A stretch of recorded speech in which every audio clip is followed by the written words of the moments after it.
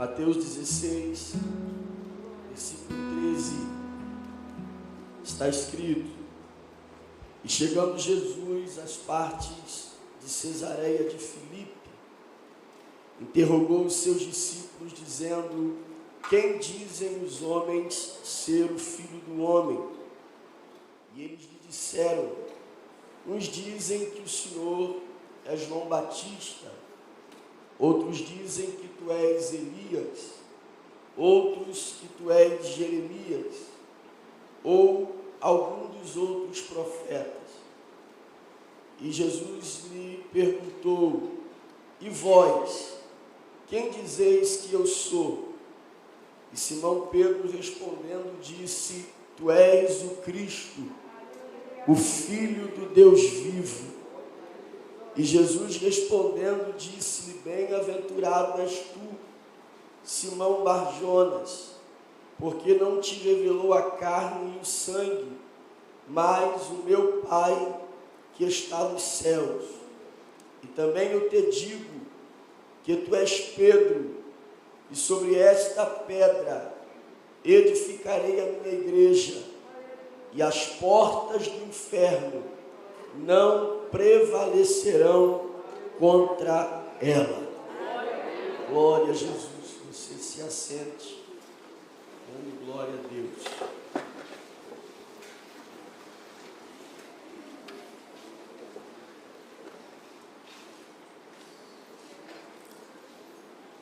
Bom, Jesus está reunido com seus discípulos. A Bíblia nos dá mais ou menos o lugar em que ele está. Ele está em Cesareia de Filipe.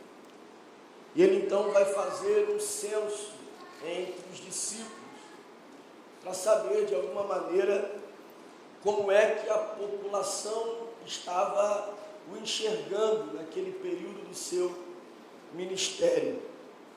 Jesus faz uma pergunta, e por meio desta pergunta, nós começamos a perceber Jesus trazendo para nós uma revelação sobre as maneiras que nós temos de conhecê-lo. A primeira maneira que nós temos de conhecer a Jesus vem por meio de um conhecimento que eu costumo chamar de conhecimento terceirizado, que é conhecer Jesus pelo que os outros dizem.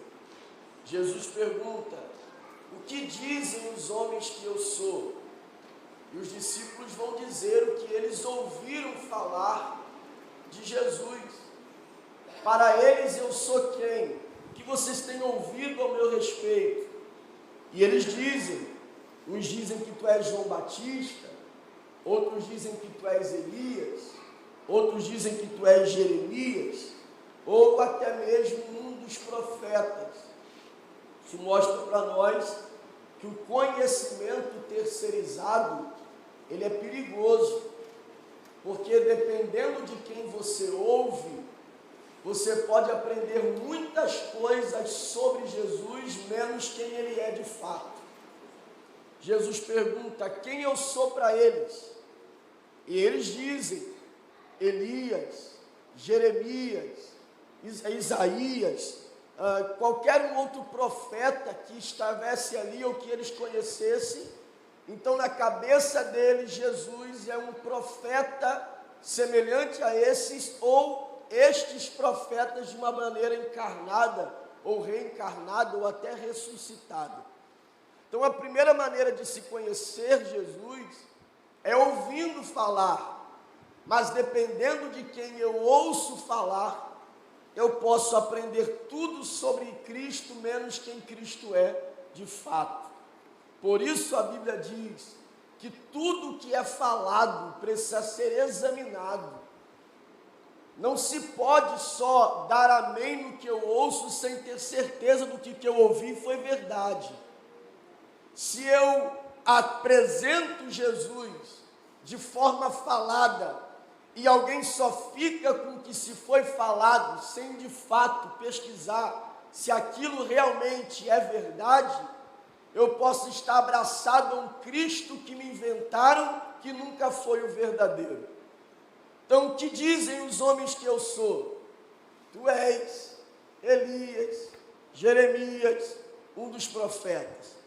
O que me chama a atenção na resposta dos discípulos, também a expressão que eles usam. Eles dizem no versículo 14, uns dizem, e ele continua dizendo, e outros também dizem. A questão aqui é que os artigos são indefinidos, uns e outros. Quem são uns? Quem são outros? Isso aí é um outro problema. Nós queremos ouvir Jesus de uns e outros. Queremos ouvir Jesus de gente que nem a gente sabe quem é. E se de fato tem uma identidade conectada ao que diz que crê e que prega.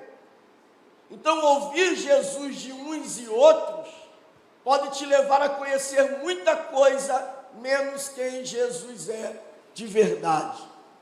Esses dias eu comentei sobre um versículo, não lembro se já falei aqui, mas é um versículo que eu vejo muita gente orar, está na caixinha de promessa e tudo, e o povo cobra de Jesus aquilo, de uma forma tão veemente, que às vezes eu acho que as pessoas usam de fato aquela expressão de colocar Jesus na parede, que é o versículo de Josué 24:15. Eu e a minha casa serviremos ao Senhor. E aí ele abre a caixinha de promessa e está escrito lá, eu e a minha casa serviremos ao Senhor. E ele passa a orar naquele versículo e cobrando de Deus, tu tem que salvar a minha casa, porque está escrito, é promessa. Só que ele só leu esse trecho do versículo, porque alguém disse para ele que isso era uma promessa. E ele abraça isto como uma promessa e cobra de Deus a salvação da sua casa como uma promessa. Só que quando você lê o versículo e o contexto que envolve o versículo, é Josué dizendo o seguinte, nós temos 3 opções de deuses. Vocês podem servir os deuses do lado de lá do rio, ou podem servir os deuses do lado de cá do rio, ou podem servir o Deus de Abraão. Vocês escolhem o que vocês querem servir, mas eu e a minha casa já fizemos a nossa escolha. Nós serviremos ao Senhor. Então não é uma promessa de que Deus salvará a minha casa.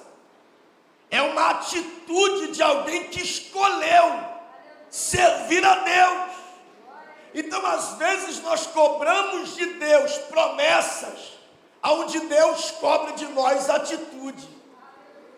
E quando eu só ouço alguém falar, mas não procuro saber se de fato aquilo ali tem sentido, eu posso conhecer Jesus de uma maneira que não é a bíblica e nem quem de fato ele é. Um outro texto que você conhece muito bem é: buscai o Senhor em primeiro lugar, e todas as coisas te serão feitas. Todas as coisas são muita coisa, irmão. E aí quando você vai ler o versículo, não está escrito isso.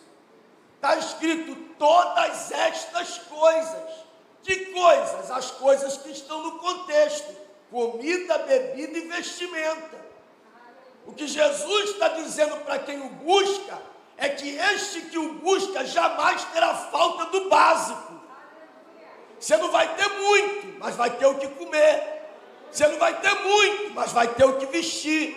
Você pode não ter muito, mas vai ter o que beber. De fome, de sede, de frio, você não vai morrer. Glória a Deus. Só que quando eu só ouço uma parte, dependendo de quem estou ouvindo, eu passo a cobrar coisas de Deus que Ele nunca me prometeu. Então, conhecer Jesus só pelo que os outros falam é perigoso. Embora seja uma maneira de conhecê-lo, é perigoso. A segunda maneira de conhecer Jesus, que está apresentada no texto, está no versículo 15, quando Jesus agora olha para os discípulos e diz: tudo bem, isso é eles que dizem, e vocês? Agora eu não quero saber do que os outros falaram para vocês, eu quero saber de vocês, quem eu sou para vocês. Ele sai do conhecimento terceirizado para o conhecimento experimental. Vocês que andam comigo, que caminham comigo, que estão junto de mim, que estão perto de mim, vocês que eu chamei, que estão comigo todos os dias, quem eu sou para você? Agora ele já não pergunta do que eles ouviram falar, agora ele pergunta do que eles experimentaram, porque também é uma forma de conhecer a Jesus, de ouvir falar ou de experimentar, estar perto dele. Você lembra de João 1,46, que Filipe chega para Natanael, diz: olha, Natanael, nós achamos o Messias. Da onde ele é? Nazaré. Olha a pergunta de Natanael: pode vir alguma coisa boa de Nazaré? Olha a resposta de Filipe: vem e vê. Oh, glória a Deus. Se não acredita no que eu falo, vem e experimenta o que eu experimentei. Foi o convite do salmista no Salmo 34, verso 8, quando ele disse: provai e vede que o Senhor é bom, e que feliz é o homem que põe nele a sua confiança. Ele já não está dizendo de um conhecimento de alguém que me disse, mas de algo que eu experimentei. Só que conhecer a Jesus também, só pelo fato da experiência que eu tive, também é perigoso. Porque se você conhecer a Ele só por meio da sua experiência, de repente quem conheceu Jesus sendo curado, acha que Ele só cura.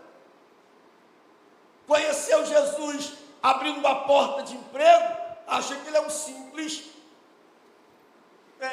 promotor de eventos, ou ele tem uma ONG, onde ele abre portas e direciona pessoas a empregos. Se eu conhecer Jesus só pelas experiências que eu tive, eu posso ligá-lo à experiência que eu tive, e não quem de fato ele é. Você quer ver João capítulo 6? Vai mostrar muito bem isso para nós. Quando Jesus está multiplicando os pães e os peixes. Depois que Jesus multiplica pães e peixes, a Bíblia diz que a multidão corre e vai até uma outra multidão e diz: nós achamos o Messias. E as pessoas perguntam: mas por que ele multiplica pão e peixe? A multidão corre para lá. Elas também querem pão e peixe. Elas também querem ter essa experiência de ter a barriga cheia. Quando elas vão até Jesus, olha a resposta que Jesus dá. Não é a primeira. A primeira multidão, ele multiplica os pães, sem reclamar. Já com a segunda multidão, ele questiona. Ele questiona dizendo o seguinte, versículo de número 26. Ele diz: na verdade, vos digo que me buscais não pelos sinais que vistes, mas porque comeste pão e vos saciaste. E ele continua: trabalhai não pela comida que perece, mas pela comida que prevalece para a vida eterna, o qual o Filho do Homem vos dará. Aí ele diz o que foi cantado aqui: vocês estão atrás de um pão feito por padaria, e se vocês vierem atrás de mim achando que eu sou padeiro, oh, glória a Deus, vocês vão ficar frustrados, porque eu não vim sem padeiro, Eu sou o pão vivo que desceu do céu. Quem não come da minha carne, não bebe do meu sangue, não pode ter parte comigo. Aí o povo, isso aí eu não quero. Eu queria aquela experiência do dinheiro que apareceu na conta. Eu queria aquela experiência que o outro contou do salário que aumentou. Eu queria aquela experiência da promoção. Esse negócio de ter que ficar contigo. Isso aí eu não quero. E eles começam a ir embora. Então, conhecer Jesus só por meio de experiências também é perigoso, mas é uma forma de conhecê-lo. A terceira forma de conhecer Jesus, e essa de fato é a verdadeira, é quando Jesus diz isso: vós que dizeis que eu sou, e há um silêncio. Ele está falando de algo experimental. Aí Pedro se levanta. Quando Pedro se levanta, ele diz: tu és o Filho do Deus vivo. Tu és o Cristo. Jesus retorna agora diretamente para Pedro e diz: tu és bem-aventurado. Oh, glória a Deus. Bem-aventurado é feliz, abençoado, afortunado. Ele está dizendo: tu és um abençoado, tu és um feliz, tu és afortunado, tu és bem-aventurado. Por quê? Porque te foi revelado quem eu sou. E isso não é obra da carne, nem do sangue, mas o Pai que revelou quem de fato eu sou. Esse é o terceiro modo de conhecê-lo. O primeiro, terceirizado. Alguém me diz. O segundo, experimental. Eu vou lá e provo. O terceiro é por meio da revelação do Espírito.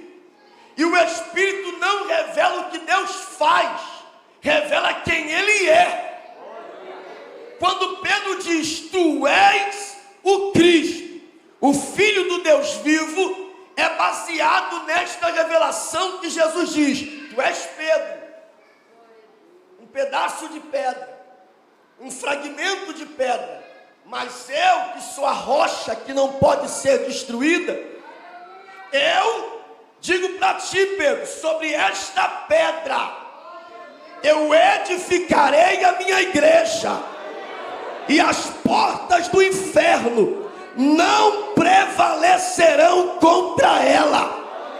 Por que a igreja não para?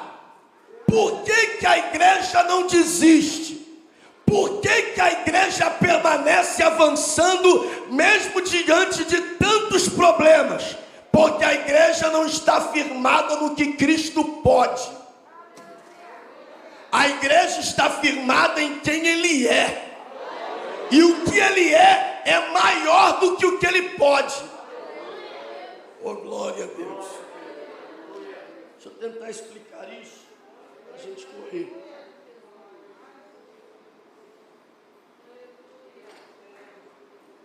Mateus capítulo 8, versículo 2, diz que um leproso chega perto dele, e olha o que o leproso diz para ele: se tu quiseres, tu podes. Oh, glória a Deus. Você percebe que a dúvida do leproso não é que ele pode, é se ele quer. Se tu quiseres, tu podes. Porque poder, ele pode tudo, mas nem sempre ele quer fazer o que pode. Ele pode curar, mas nem sempre cura. Ele pode abrir uma porta, mas nem sempre abre. Ele pode restaurar uma vida, mas nem sempre restaura. Ele pode levantar um paralítico, mas nem sempre levanta. Ele pode ressuscitar morto, mas nem sempre ressuscita. Eu sei que ele pode, mas nem sempre ele quer. É por isso que a igreja não está firmada no que ele pode. Porque se a igreja fosse firmada no que ele pode, o dia que ele não fizer, não tem igreja. Só que a igreja está firmada em quem ele é. Porque a igreja sabe que ele pode, mas nem sempre quer. E fazendo ou não o que ele pode, ele sempre será quem ele é. Ele tem isso aqui é maravilhoso. Porque ele sempre terá a opção de fazer ou não por isso que Jesus ensinou que na hora da oração eu devo pedir para que seja feita a vontade dele. Glória a Deus. Porque ele sempre terá a opção de curar ou não, de levantar ou não, de abrir a porta ou não. Isso é opção. Ele pode fazer ou não, mas ele nunca, jamais pode deixar de ser quem ele é. A Bíblia diz que ele não muda e que nele não há sombra de variação, que ele é o mesmo de ontem, hoje e eternamente, que ninguém pode arrancá-lo do trono, porque acima dele não há ninguém. Ele não pode deixar de ser quem ele é. É impossível que ele minta. É impossível que ele mude. É impossível que ele seja infiel. Olha o que Paulo diz a Timóteo: se nós nos negarmos, ele nos negará. Mas se formos infiel, ele permanece fiel. Não fiel como infiel. Ele permanece fiel porque ele não tem fidelidade. Ele é a própria fidelidade. Não dá para mudar quem ele é. É por isso que a igreja está firmada em quem ele é.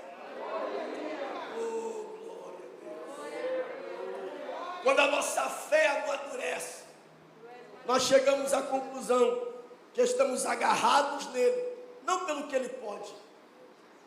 Porque quantas orações fizemos e não foram respondidas? E alguém pergunta: por que você continua aí? Porque ele é. Glória a Jesus. Lembra da mulher de Jó? Era isso que ela perguntava para ele: como é que você se mantém ainda fiel? Olha a casa dos nossos filhos, olha a situação da tua saúde, olha como está a tua finança, olha como está a nossa família, e tu permanece fiel e diz: tu é uma louca. Aleluia. Porventura eu receberia o bem de Deus e não receberia o mal? Ele deu, ele tomou, bendito seja o nome dele. Oh, glória a Jesus. Você pode adorá-lo esta noite, pela sua bondade, por ele ser quem ele é. É que nós estamos aqui para a glória do seu santo nome. E é firmado sobre essa revelação que a igreja foi construída, edificada, levantada. E aí a promessa desta igreja, ou a promessa que esta igreja recebeu a partir da revelação de quem Cristo é que as portas do inferno não prevalecerão contra ela. Inferno aqui tem muitas linhas de pensamento. Alguns acham que inferno aqui de fato seja o diabo. Outros acreditam que inferno aqui seja a morte. Outros acreditam até que inferno aqui seja um grande sofrimento.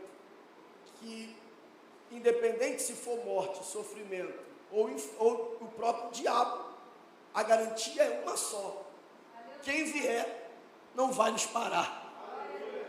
Mas é interessante perceber que o próprio texto descreve essas três possibilidades. A igreja está firmada em Cristo. E se a igreja está firmada em quem Cristo é, vai passar pelo que Cristo passou: sofrimento, morte e até mesmo ações do diabo. E elas estão expostas no texto. Então, as portas do inferno pode ser um terrível sofrimento, o que indica que mesmo sendo igreja, nós vamos passar por algum processo na vida, mesmo sabendo quem Cristo é.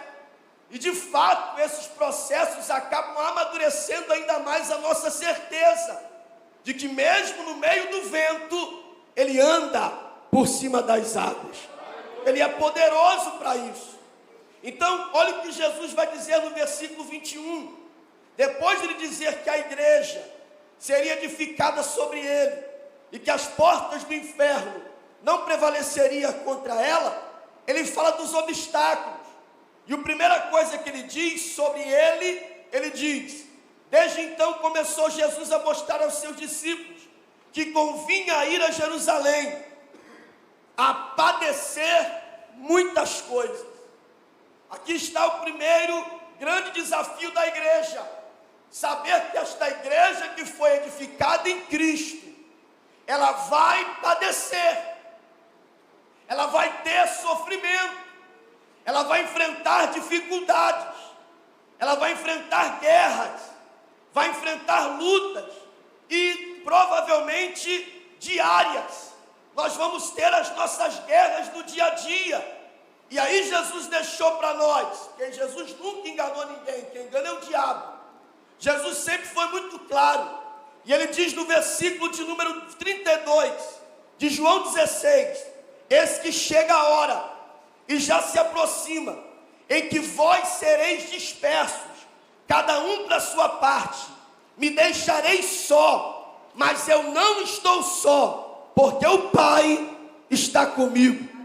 Jesus está falando do seu momento de aflição na cruz, e ele está dizendo: ó, vai chegar uma hora que vocês vão me abandonar, que vocês vão fugir, que vocês vão correr, e a impressão de quem está me vendo sozinho é que de fato eu estou sozinho. Só que não, vocês não estarão lá, mas o Pai estará comigo. Aí ele diz: isso acontece comigo, e vai acontecer com vocês também. Versículo 33, e ele diz: e tenho-vos dito isto, para que em mim tenhas paz. No mundo tereis aflições, mas tende bom ânimo, eu venci o mundo. Jesus está dizendo à igreja que o que ele enfrentou, a igreja também enfrentaria. Mas mesmo diante do que a igreja está para enfrentar, ela deveria ter bom ânimo, coragem, porque por mais que ela se olhe sozinho numa situação, ela nunca está sozinho. Deus não abandona o seu povo, Deus não abandona a sua igreja, Deus não abandona os que o buscam. A gente pode até ter a sensação de, oh glória a Deus, mas Ele sempre está conosco. Há uma promessa declarada em Mateus capítulo 7, versículo de número 24 e 25, falando ainda sobre aflição, quando Jesus disse que quem tem a casa na rocha recebe pancada de chuva, recebe pancada de rio, recebe pancada de vento. E o texto é claro em dizer: combateram contra aquela casa.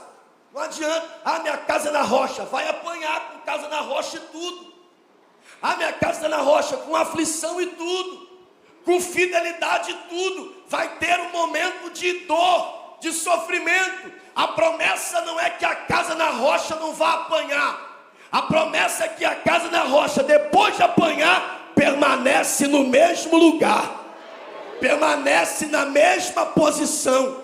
Ela sente o golpe, ela sente a força da chuva, do vento, do rio, bate sobre ela, mas aonde ela está firmada, oh glória a Deus, aonde ela está estruturada, é maior do que a pancada do vento, a pancada da chuva, a pancada do rio. Olha o que diz o salmista no Salmo 20: uns confiam em carros, outros em cavalos, mas nós faremos menção do nome do Senhor nosso Deus. Ele está falando de guerra, e aí no meio da guerra ele diz: uns encurvam-se e caem. É guerra, é um contra o outro, é uma briga. Uns encurvam-se e caem pela força do golpe. Ele diz: mas nós nos levantamos e estamos de pé. Ele está afirmando que alguns golpes que a vida nos dará serão tão fortes que nós nos curvaremos. Mas quando alguém pensar que dali não sai mais nada, nós nos levantaremos e estaremos de pé, porque Ele é o nosso Deus, Olha o que diz 1 João capítulo 5, versículo 4. João vai explicar por que vencemos aflições. Claro, porque estamos firmados em quem Ele é. E ele diz: porque todo que é nascido de Deus vence o mundo. E esta é a vitória que vence o mundo, a nossa fé. Oh, glória a Deus. Ninguém vai roubar isso de nós. Deus está conosco. Deus está na nossa guerra. Jó dá uma palavra no momento da aflição. Isso aqui eu acho lindo demais, porque fé não é sentimento. Fé não é sentimento. Fé é uma virtude. Se fé estivesse ligada ao que eu sinto, quando eu deixo de sentir, eu deixo de ter fé. Então fé não é emocional. Fé não está ligada às minhas emoções. Hoje eu estou bem, tenho fé. Hoje eu estou mal, não tenho fé. Não, fé não está ligada às minhas emoções. Fé é um firme fundamento. Independente do que as minhas emoções fazem, eu creio. Só que tem hora que a gente sente algumas coisas, oh, glória a Deus, que parece que Deus deixou a gente sozinho. E Jó também sentiu isso. Olha o que ele diz no capítulo 19. Os amigos estão cobrando ele, estão falando dele, e ele vai dizer a partir do versículo 6: vocês vão saber agora, porque eles achavam que sabiam o que estava acontecendo. Isso aí é pecado, isso aí é pecado, isso aí é pecado. Aí Jó diz: não, vocês vão saber agora o que está acontecendo. E ele começa a declarar a partir do versículo 6: o que está acontecendo? O Senhor me cercou. Eu sinto que Ele me cercou numa rede. Versículo 7, ele diz: eu clamo e sinto que não sou ouvido. Eu grito e sinto que não há justiça. Parece que o meu caminho foi colocado trincheiras. E parece que Deus é o meu inimigo e eu não posso passar. A minha cabeça, ou da minha cabeça foi arrancada a coroa. E a minha honra foi despojada. Versículo 10, ele diz: eu sinto que fui quebrado por todos os lados, e que até a minha esperança foi arrancada como uma árvore. Versículos 11, ele diz: eu sinto que Deus está irado contra mim. Porque no versículo 13 ele diz: porque Ele colocou longe os meus irmãos. Eu sinto que os estranhos se afastaram. Eu sinto que os meus parentes me deixaram, e que os mais próximos se esqueceram de mim. Eu sinto que sou um estranho para os meus empregados, que eu sou um estranho para os meus criados, que eu chamo e não sou respondido. Eu sinto que até para minha mulher, versículo 17, o meu hálito é estranho. Versículo 18, eu sinto que até as crianças me desprezam. Versículo 19, eu sinto que até quem me amava está contra mim. Só que no versículo 25 ele diz: mas eu sei que o meu Redentor está vivo. Ah, irmão, isso aqui é maravilhoso. Jó diz: eu sinto um monte de coisa, mas o que eu sei é maior do que eu sinto. Às vezes eu sinto que Ele não está me ouvindo, mas eu sei que Ele não é surdo. Às vezes eu sinto que eu estou sozinho, mas eu sei que Ele não me abandonou. Às vezes eu sinto que Ele não está aqui, mas eu sei que a mão dEle está sobre mim. Eu sinto um monte de coisa, mas eu sei que o meu Redentor está vivo, e uma hora Ele se levantará. Oh, levante a sua mão por um momento, porque eu sinto a presença dEle aqui. E eu sei que a presença dEle aqui é por sua causa. Ele veio aqui dizer para alguém: não se apegue ao que você está sentindo, se agarre ao que você sabe. E o que você sabe, Ele vive. Ele vive.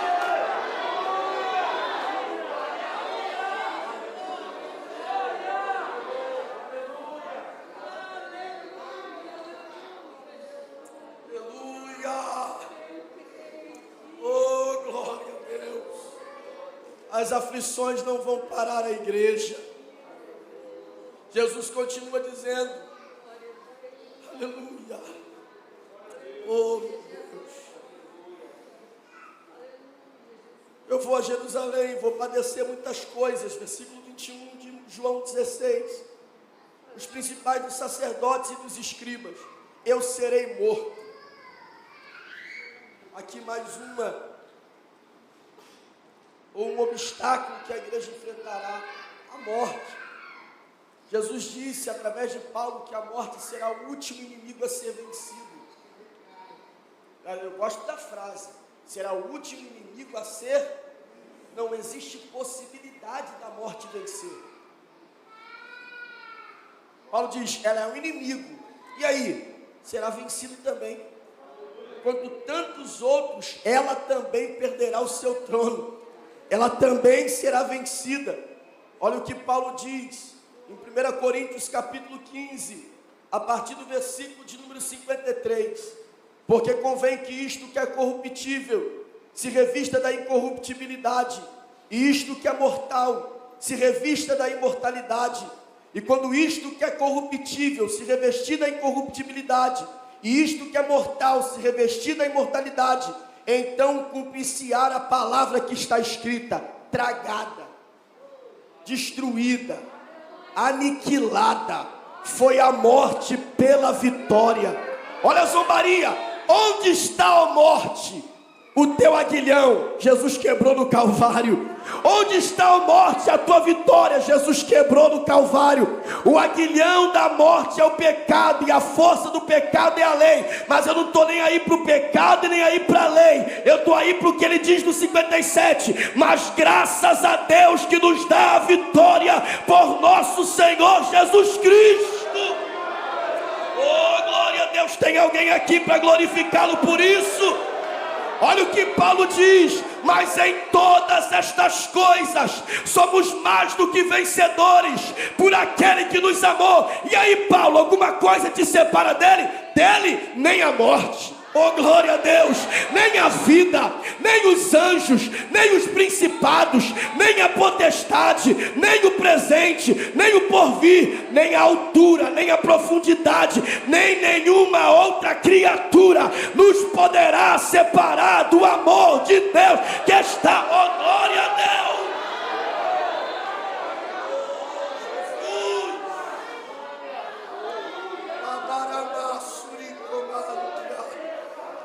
Oh, Ele está aqui esta noite, irmão. Ele está aqui esta noite, irmão. A morte será vencida, porque quem está sobre nós já venceu a morte. Olha o que ele diz para João, isso aqui é lindo. Apocalipse capítulo 1, versículo 17. João diz: quando eu o vi, caí aos seus pés como morto.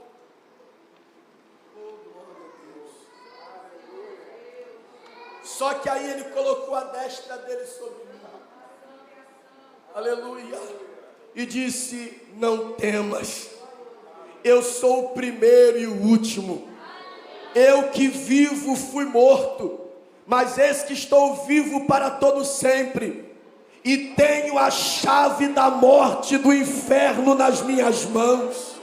Ele é o vencedor sobre a morte. E é crendo nisto que nós continuamos acreditando que a morte sim é um inimigo, mas que já está vencido. Oh, glória a Deus. Olha o que Paulo diz a Timóteo na sua segunda carta, no capítulo 4, a partir do versículo 7, quando ele diz: acabei a carreira. Oh, glória a Deus. Acabei a carreira. O bom combate também já combati, mas guardei a fé. E ele diz: e por certo, há uma coroa de justiça me esperando, não só a mim, mas a todos aqueles que amarem a sua vinda. Eu acho esse texto fantástico, porque no contexto, Paulo explica como vai morrer. Ele diz: eu serei apresentado como um sacrifício, ele será degolado. E de fato foi no tempo do imperador Nero. Paulo perdeu a cabeça, cortaram a cabeça dele, Paulo morreu sem cabeça. Mas antes de perder a cabeça, ele diz: a cabeça eles vão levar. Mas a coroa. Oh, glória a Deus. Não, ele está zombando de Roma. Ele está escrevendo para Timóteo, zombando de Roma. Ele tá dizendo, olha o que ele vai dizer. Não, isso aqui é uma zombaria que só crente pode fazer. Paulo está prestes a morrer e diz assim, Timóteo, traz uns livros aí. Mas tu vai morrer, mas eu quero morrer aprendendo. Vou ficar lendo aqui até a morte chegar. Quem é que faz isso?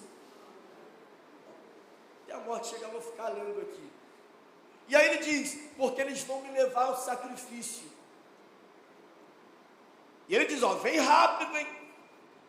Como quem diz, a qualquer hora dessa. Mas eles estão achando que estão acabando com a minha vida. Glória a Deus. Eles estão achando que estão acabando com a igreja.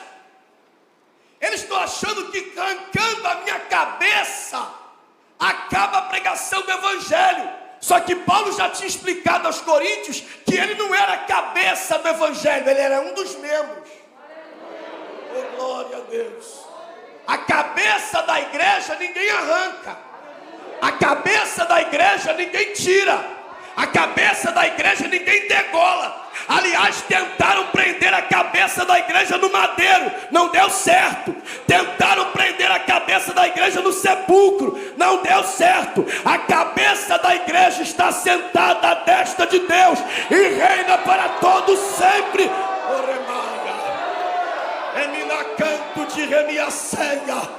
O Cristo que nós servimos é o Cristo poderoso que venceu a morte e que nos dá o direito de zombar da morte, dizer que a minha cabeça pode levar, a coroa já está preparada para aqueles que amam a sua vida. Nem a morte, oh glória a Deus, nem a morte, oh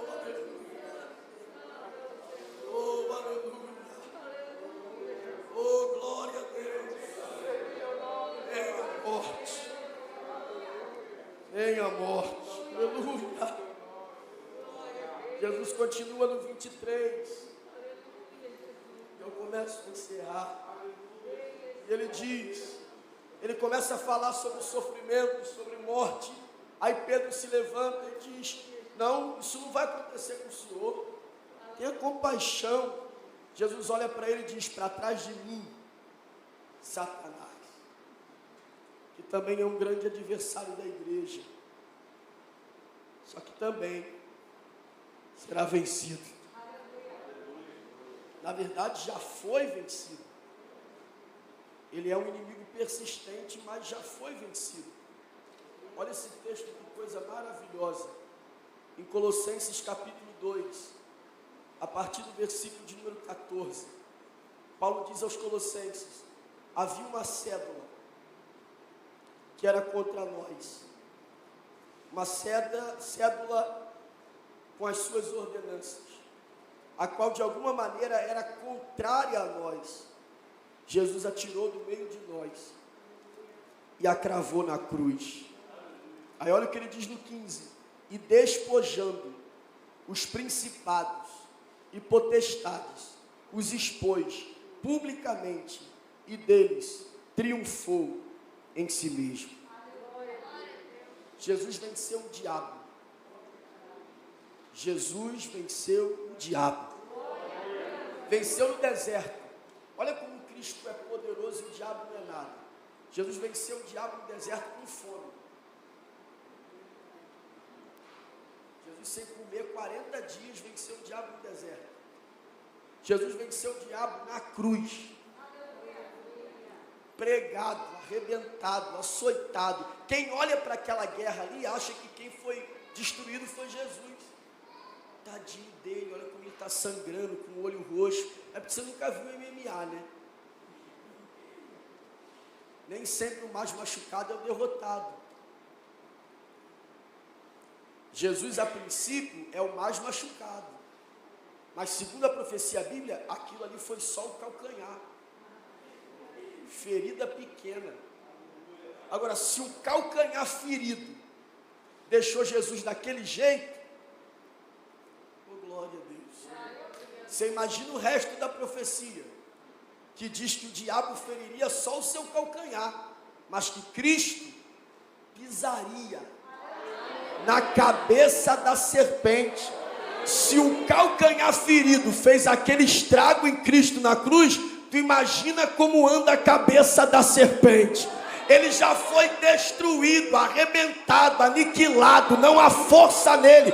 Ele não pode mais nada com uma igreja coberta do sangue de Jesus. O próprio Pedro e também Tiago diz: se vocês se sujeitarem a Deus, se humilharem diante dele, até o diabo fugirá de vós. Eles voltam correndo dizendo: mestre, o senhor não sabe o que aconteceu. O que foi? Os demônios se sujeitam quando nós usamos o teu nome. Ele diz: não fica alegre não, eu vi a Satanás cair do céu como um raio, mas não se alegrem por isso, se alegre antes, porque o seu nome está escrito no livro da vida.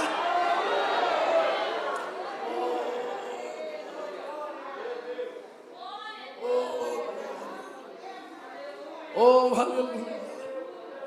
Quando Jesus está conversando com os discípulos sobre batalha espiritual, alguém grita dizendo assim: esse Cristo aí expulsa o diabo pelo diabo. Ele é de Beelzebu. Jesus disse: se eu expulso o demônio por demônio, então o reino subdividido não vai durar muito tempo, porque o reino está dividido. Agora, se eu expulso demônios pelo dedo de Deus, então o reino é chegado a vós. Aí Jesus olha para os discípulos e diz assim: pensa numa casa onde há um grande valente. Esse valente entrou na casa, tomou tudo que o dono da casa tinha, trancou tudo, sentou no sofá e disse: agora eu sou o dono da casa.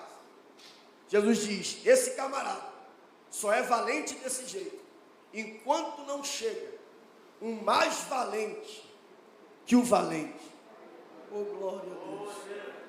Ele diz: quando o mais valente que o valente chega, ele arranca a armadura do valente, solta as amarras do que ele prendeu e devolve a casa para o dono, porque chegou alguém que é mais valente que o valente.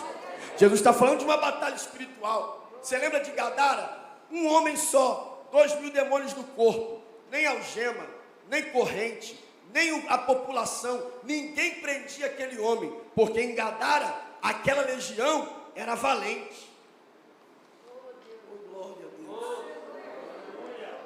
Aquela legião que corrente não dava jeito, que cadeado não dava jeito, que um monte de homem forte não dava jeito, Jesus chegou e não encostou. Glória a Deus. Marcos diz que as pessoas tinham medo de passar pelo caminho, porque aquele homem endemoniado agredia as pessoas. O texto diz que Jesus pisou na praia. E ele morava no cemitério. Jesus pisa na praia e nem vai lá. É ele que vem correndo, se joga nos pés de Jesus e diz: tu és o Santo de Deus. Por que é que vieste me atormentar antes do tempo? Ele diz: cala a boca, meu filho, pode sair. Não, não posso sair. Então, se eu sair daqui, o senhor me deixa ali? Ele diz: vai para onde tu quiser, mas essa alma aqui está liberta, está salva, está transformada. Eu vim aqui dizer para você que este ano será um ano de grandes libertações nas áreas da tua vida, porque é o mais valente. Glória.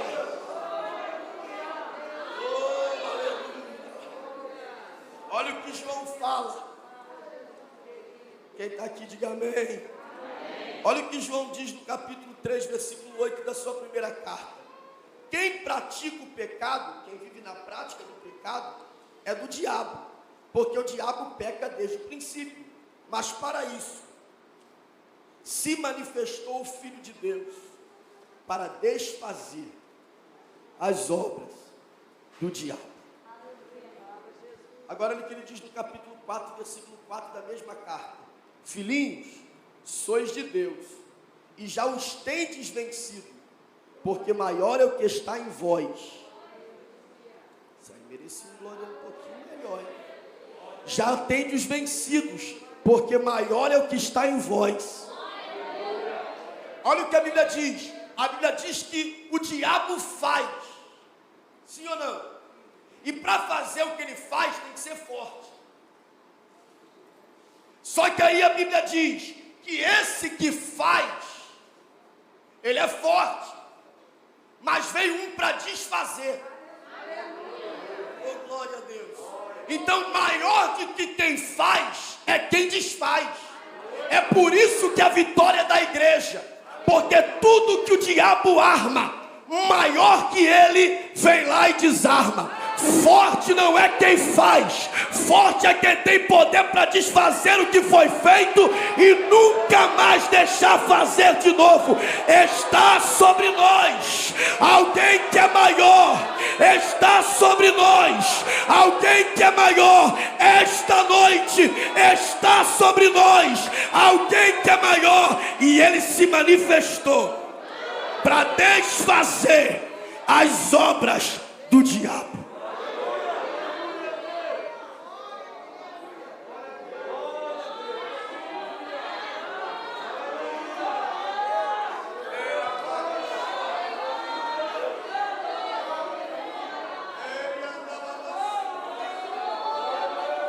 Eu não sei onde ele vai hoje, mas vai desfazer. Eu não sei qual foi a arapuca, qual foi a armadilha, qual foi o laço, mas eu acredito na palavra. Ele te livrará do laço do passarinheiro. Ele te livrará.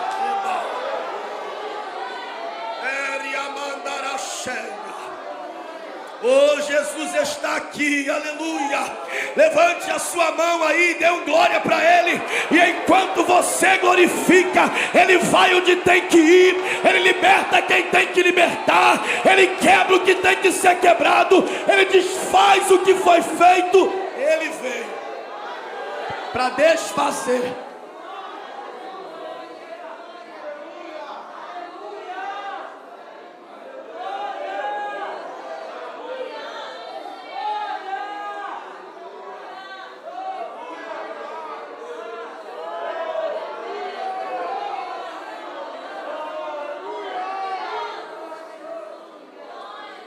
Ninguém para a igreja. Ninguém para a igreja. Não pela igreja, porque a igreja só tem pecador, mas pelo dono da igreja. Ninguém para a igreja. Ninguém para a igreja. Tem de bom ânimo. Tenha força. Tenha coragem. Porque ninguém, nem o sofrimento, por mais dolorido que seja, nem a morte, por mais triste que seja, e muito menos o diabo, tem poder de parar a igreja lavada, remida, comprada pelo sangue do Cristo vivo. Pelo sangue do Cristo vivo. E quando alguém perguntar por que tu está aqui, e você diz, porque eu conheci quem Ele é. Mas Ele não faz nada. Por que tu aí? Porque Ele é maior do que Ele faz. Quando Ele não faz, Ele continua sendo quem Ele sempre disse que é. Ele é quando a porta abre, continua sendo quando ela fecha. Ele é quando a cura vem, continua sendo quando a doença vence. Ele é quando alguém entra, Ele é quando alguém sai. Ele é quando exalta, Ele é quando abate. Ele é quando abre o alfebre da estéreo. Ele é. Oh, glória a Deus. Amadureça a tua fé, amadureça as tuas virtudes, amadureça a tua comunhão. Nós não estamos presos no que Ele pode fazer, porque nem sempre fará o que queremos, mas quem Ele é não pode ser mudado. Ele é o que é. E detalhe, Ele já era. Antes da fundação do mundo. Antes que houvesse dia. E quando acabar tudo, Ele fará tudo novo. Menos Ele. Porque Ele nunca envelheceu. E por que nunca envelheceu? Porque nunca deixou de quem ser quem era.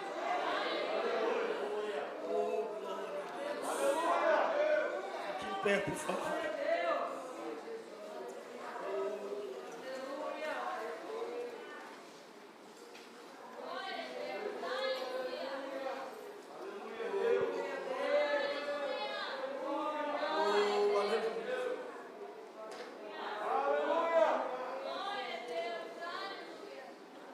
Está lá a multidão. Está lá a multidão. achamos o padeiro, o homem que multiplica pão e peixe. Achamos o homem que multiplica pão e peixe. Vamos lá correndo. Não, hoje não tem pão. Hoje não tem peixe. Hoje é a minha carne e o meu sangue. Ah, então eu não quero. E quem disse que eu quero? Pode ir embora. Glória a Deus. Eles começam a ir. Ele olha para trás e diz para os discípulos: vocês estão atrás de mim por causa do pão também? Porque se tiver, pode ir. Lá vai o Pedro de novo. Oh, glória a Deus. O mesmo que lá na frente disse: tu és o Cristo, o Filho do Deus vivo. Lá vai o Pedro de novo. Para quem iremos nós? Se só tu tens a palavra da vida eterna. Com peixe ou sem peixe, tu és quem disse que é. Com pão ou sem pão, tu és quem disse que é. Independente do que o Senhor vai multiplicar, dividir, somar ou subtrair. Oh, glória a Deus. Nós não estamos pelos números. Estamos por quem tu és. O Cristo. Feche os seus olhos, por favor.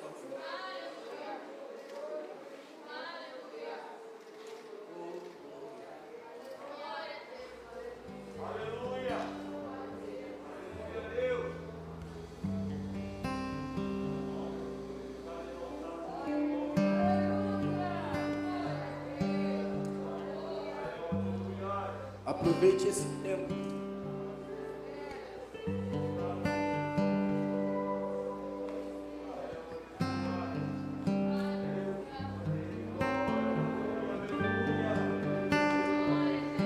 E o celebre por quem Ele é. Que este ano seja um ano de amadurecimento da nossa fé. Que este lugar se reúnam pessoas que, independente dos sofrimentos que estão enfrentando, dos lutos que estão vivendo, ou das guerras espirituais que enfrentam, vão tirar força da fraqueza e se apresentar diante do altar, dizendo: eu não te largo.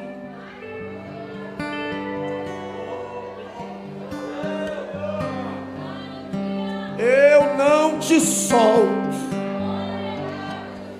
eu não te deixo, eu não te abandono.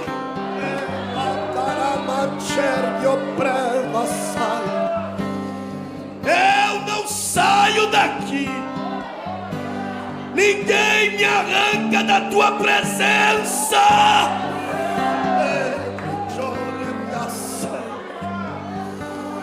Oh, eu venho andando, quando não der andando eu venho me arrastando, quando não der arrastando eu mando alguém me carregar, quando não der para ninguém me carregar eu dou um jeito de vir pelo telhado, mas eu não sei.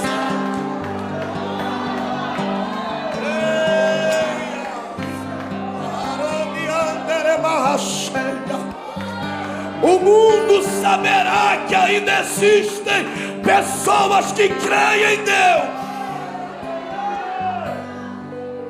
O mundo saberá que a igreja vive, porque o dono da igreja vive em nós. Levante as suas mãos, por favor.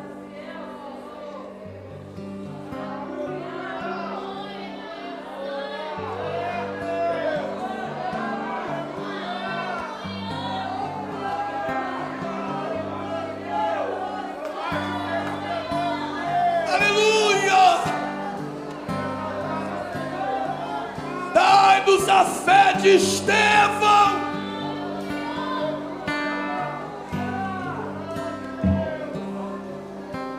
E mesmo debaixo de pedrada,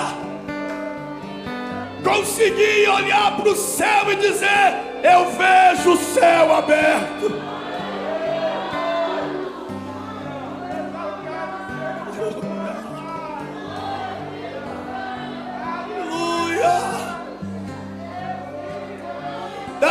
vemos a fé de Paulo,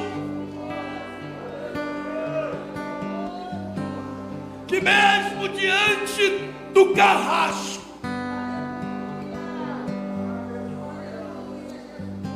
se pode levar minha cabeça, porque a minha coroa ninguém arrancará.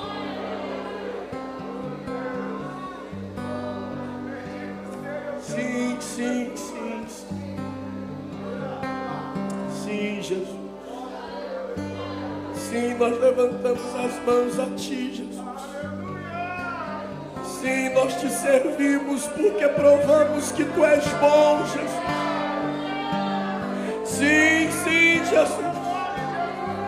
Sim, Deus, sim, Jesus. Sim, o Espírito revelou ao nosso coração quem Tu és. Sim, Jesus. Já não é pelo que os outros dizem, já não é por experiências, é pelo Teu Espírito. Nós Te adoraremos em espírito e em verdade.